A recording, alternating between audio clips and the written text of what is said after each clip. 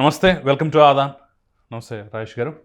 13 మంది అధికారులతోటి ఆంధ్రప్రదేశ్లో ప్రస్తుతం సిట్ ఏర్పాటైంది.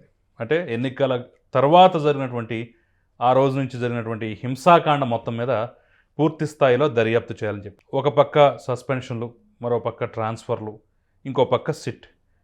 ఇవి ఏ తీరానికి చేరే అవకాశం కనిపిస్తుందంట. ఇప్పుడు సస్పెన్షన్ల మీద కూడా చాలా వరకు కొన్ని ఆరోపణలు వస్తున్నాయి. చీఫ్ సెక్రటరీ చెప్పిన వాళ్ళనే సస్పెండ్ చేసేశారు, అన్యాయంగా సస్పెండ్ చేసేశారు. కింద స్థాయి సిబ్బంది తప్పులు చేసినా సరే దానికి ఎస్పీలనే బాధ్యులు చేశారని చెప్పేసి కూడా ఇప్పుడు బిందు మాధవ్ వంటి వాళ్ళ విషయంలో జరిగినటువంటి ఏం జరిగింది ఏంటి అనేది కూడా క్లియర్గా పత్రికల్లో పతాక శీర్షికల్లో వచ్చింది. ఆ వివాదం కొనసాగుతుండగా ఇప్పుడు సిట్ ఏం తేల్చే అవకాశం ఉందంటారు? ఎలా ఉండబోతుంది పరిస్థితి? ఈ సస్పెన్షన్ల పర్వానికి బీజం పడింది. చీఫ్ సెక్రటరీ గారిని, డీజీపీ గారిని కేంద్ర ఎన్నికల సంఘం పిలిపించి వివరణ కోరిన తర్వాత ఆ వివరణ కోరే సందర్భంగా చీఫ్ సెక్రటరీ గారి ద్వారా ఎన్నికల సంఘానికి సబ్మిట్ చేయబడిన రిపోర్టు ప్రాతిపదికగా ఆయన సజెషన్స్ మేరకు 2 ఎస్పీలని సస్పెండ్ చేశారు, 10 మంది సబార్డినేట్ ఆఫీసర్స్ని సస్పెండ్ చేశారు, 2 ఒక ఐఏఎస్ని, ఒక ఐపీఎస్ని ట్రాన్స్ఫర్ చేశారు. అంటే ఇక్కడ 2 ఎస్పీలు, ఆ 2 ఎస్పీలు కూడా ఎలక్షన్ కమిషన్ ద్వారా ఈ మధ్యకాలంలోనే అపాయింట్ చేయబడ్డారు. అదే సందర్భంలో వాళ్ళని సమర్థించాల్సిన అవసరం కూడా మనకు లేదు. ఎందుకంటే అక్కడ శాంతి భద్రతలు కాపాడాల్సిన బాధ్యత వాళ్ళది. వాళ్ళకి దిగువ స్థాయి సిబ్బంది సహకరించలేదు, వాళ్ళు ఇచ్చిన ఆదేశాలు పాటించలేదు. ఆ దిగువ స్థాయి సిబ్బందిని మార్చాలి అని చెప్పని ఇదే ఎస్పీలు డీజీపీ గారికి నివేదించినా డీజీపీ గారు దాన్ని పరిగణలోకి తీసుకోలేదు. అక్కడ స్థానిక నాయకులతో కొల్లుడైన అధికారులు వాళ్ళే ఎన్నికల విధుల్లో పాల్గొన్నారు. వాళ్ళు ఆ స్థానిక నాయకులతో కొల్లుడైన లాయల్టీనే ప్రదర్శించారు. సుపీరియర్ ఆఫీసరు ఎస్పీ గారు ఇచ్చిన ఆదేశాల కన్నా కూడా స్థానిక శాసనసభ్యుడు, అతని కుటుంబ సభ్యులకే వీళ్ళు మోర్ లాయల్గా ఉన్నారు అని చెప్పని వార్తలు వస్తూ ఉన్నాయి. సరే, కారణం ఏమైనా కానీ సిస్టమ్ అయితే కొలాప్స్ అయింది. అన్బయాస్డ్గా అంటే పక్షపాత రహితంగా వ్యవహరించాల్సిన అధికార వ్యవస్థ రాజకీయ నాయకులకి తాబేదారులుగా మారిపోయారు. అరాచకాలకి, అన్యాయాలకి, దాడులకి, దౌర్జన్యాలకి పాల్పడుతున్న నాయకులకి అండదండలు అందించారు. యూనిఫామ్లో ఉన్న రాజకీయ నాయకుల ప్రైవేటు సైన్యంలాగా పనిచేశారు అనేది ఆల్రెడీ తేటతెల్లం అయిపోయింది. ఈ అయిపోయిన నేపథ్యంలోనే సమాజంలో అశాంతికి, ఘర్షణలకి కారకమైన ఈ సంఘటనల మీద విచారణ జరగాలి. అధికార వ్యవస్థ ఎవరెవరు తప్పులు చేశారు, రాజకీయ నాయకులు ఎవరెవరు తప్పులు చేశారు, ఏ నాయకుడిని ఎవరు కాపాడుతూ ఉన్నారు, ఏ నాయకుడికి ఎవరెవరు అండదండలు అందిస్తూ ఉన్నారు, ఎవరెవరి మీద వేధింపులకు పాల్పడ్డారనే అంశాలని విచారించడం కోసం కేంద్ర ఎన్నికల సంఘం ఆదేశాలతోటి సిట్ కాన్స్టిట్యూట్ అయింది. ఈ కాన్స్టిట్యూట్ అయిన నేపథ్యంలోనే ఇక్కడ ఖచ్చితంగా ఈ విచారణ పరిధిలోకి చీఫ్ సెక్రటరీని కూడా తీసుకురావాలనేది నా డిమాండ్. ఎందుకంటే ఇక్కడ ఇతను చీఫ్ సెక్రటరీగా కొనసాగుతూ ఉండగానే రాష్ట్ర వ్యాప్తంగా అధికార వ్యవస్థ మొత్తానికి బాధ్యుడు ఆయన. ఇక్కడ ఘర్షణలు చెలరేగే పరిస్థితులు ఉన్నాయి అన్నప్పుడు ముందస్తుగా సమీక్షా సమావేశాలు ఏర్పాటు చేసుకొని శాంతి భద్రతలు కాపాడటానికి కావాల్సిన చర్యలు తీసుకోవాల్సిన బాధ్యత చీఫ్ సెక్రటరీ. ఎందుకంటే కోడ్ ఆఫ్ కాండక్ట్ అమల్లో ఉంది ఖచ్చితంగా. కానీ ఒక్క సమీక్షా సమావేశం కూడా చీఫ్ సెక్రటరీ ద్వారా ఇప్పటిదాకా జరగల. ఇతని ఆధ్వర్యంలోనే తిరుపతి కలెక్టర్ నుంచి ఒక రిపోర్ట్ వచ్చింది. ఆ రిపోర్ట్ ఏం తేడతెల్లం చేస్తూ ఉంది, అక్కడ దాడులకి గురైన వాళ్ళే బాధితులే, వాళ్ళు నేరస్తులుగా, వాళ్ళే తప్పు చేసిన వాళ్ళుగా చిత్రీకరిస్తూ తిరుపతి కలెక్టర్ ఒక రిపోర్ట్ ఇచ్చాడు. అంటే ఏమర్థమవుతుంది? చీఫ్ సెక్రటరీ గారి ఉదాసీనత, ప్రతిపక్షాల పట్ల వివక్ష, అధికార పార్టీ పట్ల అతి లాయల్టీయా? ఇదే విధానాన్ని చాలామంది అధికారులు కూడా ఎంచుకుంటూ ఉన్నారు. చీఫ్ సెక్రటరీ గారు ఏ విధంగా అయితే జగన్మోహన్ రెడ్డి గారి పట్ల అత్యంత లాయల్టీ ప్రదర్శిస్తూ ఉంటారో, జగన్మోహన్ రెడ్డి గారి పొలిటికల్ ఎజెండాలో భాగంగా ఎప్పుడో జనవరి నుంచి మార్చి దాకా నొక్కిన బటన్ల తాలూకా డబ్బుల్ని ఎలక్షన్స్కి 3 రోజుల ముందు లబ్ధిదారుల అకౌంట్లో వేయాలని చెప్పని ప్రయత్నం చేశారు. తద్వారా జగన్మోహన్ రెడ్డి గారికి ఓట్ల పోలరైజేషన్కి ప్రయత్నం చేశారు. వాస్తవంగా అది పరిధి దాటిన ప్రవర్తన అని చెప్పని తెలుసు ఆయనకు కూడా, అంత సీనియర్ అధికారి. దానికి ఎలక్షన్ కమిషన్ అనుమతి ఇవ్వదని కూడా తెలుసు. అయినా సరే న్యాయస్థానాలకు వెళ్ళారు, కొట్లాడారు. అర్ధరాత్రి 1 గంటప్పుడు ఎలక్షన్ కమిషన్కి మెయిల్ పంపించారు. మళ్ళీ అదే ఎలక్షన్ కమిషన్ మే 14వ తారీఖు నుంచి ఇచ్చుకోండి అని చెప్తే 14,165 కోట్లు ఇవ్వాల్సిన దగ్గర మే 14 తర్వాత ఇప్పటికి 1982 కోట్లు మాత్రం ఇచ్చారు. కాంట్రాక్టర్లకు మాత్రం 2,000 కోట్ల పైన ఇచ్చారు.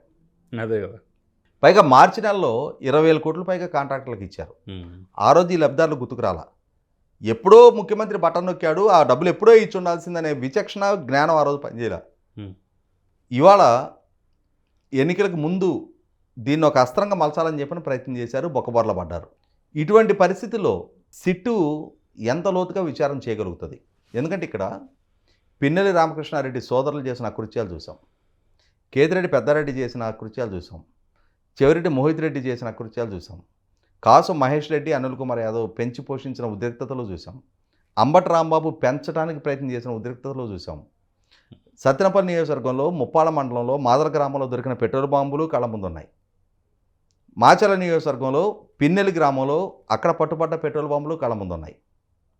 ఇటువంటి సందర్భంలో అసలు సిసల బాధ్యుల్ని కేసులో బుక్ చేయగలుగుతారా లేదా? రాజకీయ అఫిలియేషన్స్కి లోబడకుండా నిష్పాక్షికంగా విచారణ జరుగుతుందా లేదా? అసలు దోషుల ప్రాతిపదికగా విచారణ జరుగుద్దా?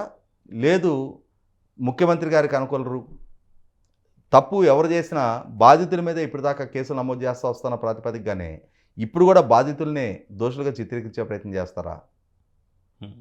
పరిధి దాటి ఎన్నికల సందర్భంగా రాజకీయ పార్టీల ఏజెంట్లనే బూతులో ఉండనివ్వకూడదని చెప్పని పొంగనూరులో పెద్దిరెడ్డి రామచంద్రారెడ్డి గారి దగ్గర నుంచి మాచర్లలో పిన్నెల్లి రామకృష్ణారెడ్డి గారు ఆయన సోదరుడు దాకా బూతుల్లో ఏజెంట్ల మీద చేసిన దాడులు, దౌర్జన్యాలు, వీటికి తోడు నిన్నటి నుంచి మీడియాలో రిపోర్ట్ అవుతుంది, మోర్జంపాడు గ్రామానికి సంబంధించిన కొంతమంది యువకులు గణేషన్పాడులో ఘర్షణ జరుగుతుంది, అక్కడికి వెళ్ళాలి అని చెప్పని ప్రయత్నం చేస్తే ఆ గ్రామానికి వెళ్ళకముందే పోలీసులు అదుపులోకి తీసుకొని వాళ్ళని కస్టడియల్ టార్చర్కి గురి చేసి ఇవాళ వాళ్ళ గాయాలతోటి గుంటూరు జనరల్ హాస్పిటల్లో ట్రీట్మెంట్ తీసుకుంటూ ఉన్నారు. న్యాయస్థానం ఆదేశాలతోటి గుంటూరు జనరల్ హాస్పిటల్కి పంపించడం జరిగింది. అంటే ఎందుకు ఇంతటి అకృత్యాలకు పోలీసు డిపార్ట్మెంట్ పాల్పడుతుంది?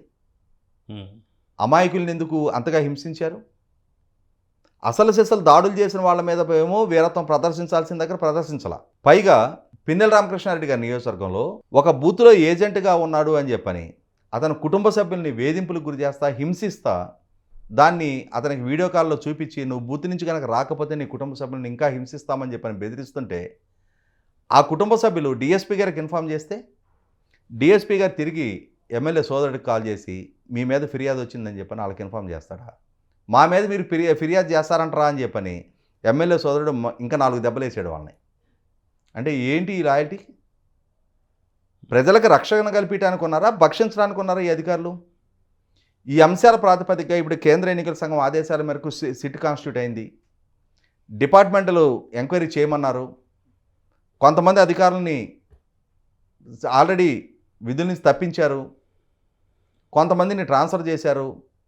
ఇప్పుడైనా సరే లోతైన విచారణ జరగాల్సిందే, వాస్తవాల ప్రాతిపదికగా విచారణ జరగాల్సిందే, బాధ్యులు ఎవరనేది గుర్తెరగాల్సిందే. రేపు నూతన ప్రభుత్వం కూడా దీని మీద దృష్టి సారించి ఖచ్చితంగా ఎన్నికల హింస మీద ఈ సిట్ ఏం తేల్చకపోయినా సరే అవసరమైతే ఇంకొక దర్యాప్తును కూడా ప్రారంభించాల్సిన అవసరం అయితే కనిపిస్తోంది కదా. ఇదే విచారణ సవ్యంగా సాగుద్దని ఆశిద్దాం మనం. ఎందుకంటే ఎన్నికల కమిషన్ ఆదేశంగా సాగుతుందని చెప్పేసి అనుకోవడానికి కూడా ఆస్కారం లేకుండా పోతుంది కదా. ఇప్పుడు అధికారుల తీరు, సిఎస్ తీరు, మిగతా అధికారుల తీరు, ఇప్పుడు మనం చెప్పుకున్నట్లుగా ఏకంగా పిన్నెల్లి రామకృష్ణారెడ్డి సోదరుడు డిఎస్పీ ఫోన్ చేసి మీ మీద కంప్లైంట్ ఇచ్చారంటే ఇంతటి విశ్వాసం ఉన్నటువంటి వాళ్ళు ఇంకా పోలీస్ వ్యవస్థలో ఉన్నారంటే సవ్యంగా సాగుతుందని మనం నమ్మటానికి ఎక్కడ ఆస్కారం? ఇక్కడ ఇంకోటి ఏంటంటే పిన్నెల్లి సోదరులు హౌస్ అరెస్ట్లో ఉన్నారు. అవును, హౌస్ అరెస్ట్లో ఉన్నాళ్ళు తాడేపల్లి వెళ్ళి సీఎంని కలవగలిగారు. ఎట్లా అనుమతించారు? హైదరాబాద్ గోడ దూకి హైదరాబాద్. తర్వాత సీఎం ఇంటి దగ్గర నుంచి వచ్చిన తర్వాత ఇంట్లోనే పైగెదురుకి వెళ్ళిన వాళ్ళు హైదరాబాద్లో సాక్షి స్టూడియోలో ప్రత్యక్షం అయ్యారు. అంటే పోలీసులకు ఒక సవాల్ విసురుతున్నారు. పైగా మేము వ్యక్తిగత పనుల మీద, హౌస్ అరెస్ట్ లో ఉన్న వాళ్ళు వ్యక్తిగత పనుల మీద బయటకు ఎలా వస్తారు? అసలు ఏ రూల్ ప్రకారం వస్తారు? అదే చెప్తున్నా, పోలీసులకు ఒక సవాల్ విసురుతున్నారు. అయినా సరే నిర్లజ్జగా పోలీసులు వాళ్ళు ఏ నిర్ణయాలు చేస్తే ఆ నిర్ణయాలే జీ హుజూర్ అనుకుంటా వాళ్ళకే తలలోపాలి అనుకుంటే ఖచ్చితంగా ఇప్పుడైనా సరే మేము పోలీసు అధికారులం, సామాన్యుడి దగ్గర చూపించే వీరత్వం తప్పు చేసిన పెద్దవాడి దగ్గర కూడా చూపించగలిగే ధైర్యం, స్థైర్యం మా దగ్గర ఉంది, మా ఒంటి మీద యూనిఫామ్ ఉంది, మాకు చేతిలో చట్టం ఉంది అని చెప్పని కనుక వాళ్ళు రుజువు చేసుకోదలుచుకుంటే ఈ పిన్నెల్లి రామకృష్ణారెడ్డి అనే వాడిని తీసుకెళ్లి ఇమ్మీడియట్గా లోపలయ్యారు. ఇక్కడ ఎంతమంది నాయకులు వాళ్ళ పరిదాటి ప్రవర్తించారు. ఇక్కడ ఇదే సందర్భంలో డిఎస్పి చైతన్య గురించి కూడా ప్రత్యేకంగా చెప్పుకోవాలి.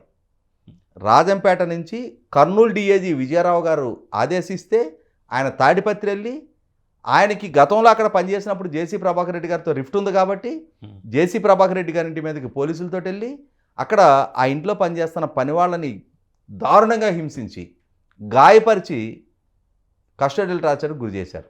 ఆయన జ్యూరిస్డిక్షన్ కాదు, అయినా సరే అంటే కక్షపూరితంగా చేసిన కార్యక్రమం. అటువంటి అధికారిని ఎందుకు సస్పెండ్ చేయాల? అసలు ఆయన్ని తాడిపత్రి పంపించింది కర్నూలు డిఐజీ విజయరావు గారు. ఈ విజయరావు గారిని కూడా ఒకసారి గుర్తు చేసుకుంటే ఇదే విజయరావు గారు నెల్లూరు ఎస్పీగా ఉన్నప్పుడు అక్కడ కోర్టు రూమ్లో నుంచి కాకాని గోవర్ధన్ రెడ్డి గారికి సంబంధించిన ఫైలు తస్కరణకు గురైతే ఈయన మీడియాలోకి వచ్చి చెప్పిన కాకమ్మ కథలు విన్నాం మనం.